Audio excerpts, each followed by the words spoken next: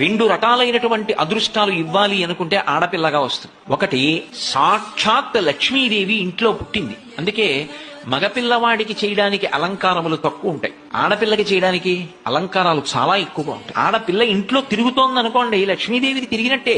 ఒకటి, ఆ పిల్ల పుట్టిన వేళ, ఆ పిల్ల తిరిగిన వేళ సాక్షాత్ లక్ష్మీదేవి ఇంటికి వచ్చిందని గుర్తు. రెండు, ఆడపిల్ల పుట్టింది అంటే ఆ పిల్లని ఎక్కడికి చేరుస్తున్నారు? ఎవరో ఓ పేరున్నవాడికి కాదు ఇస్తున్నది, సాక్షాత్ నారాయణ స్వరూపాయ వరాయ. ఆ వరుడు నారాయణ స్వరూపుడు. ఇప్పుడు లక్ష్మిని నారాయణుడి పక్కకి చేర్చారు.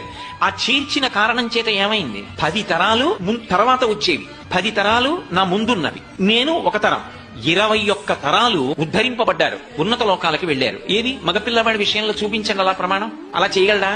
సాధ్యం కాదు. అమ్మవారు అనుగ్రహిస్తే ఆ తల్లి, వీళ్ళని నేను విశేషమైనటువంటి ఫలితము చేత సత్కరించాలనుకుంటున్నాను, నువ్వుకుంటే ఆడపిల్లగా వస్తుంది. రెండు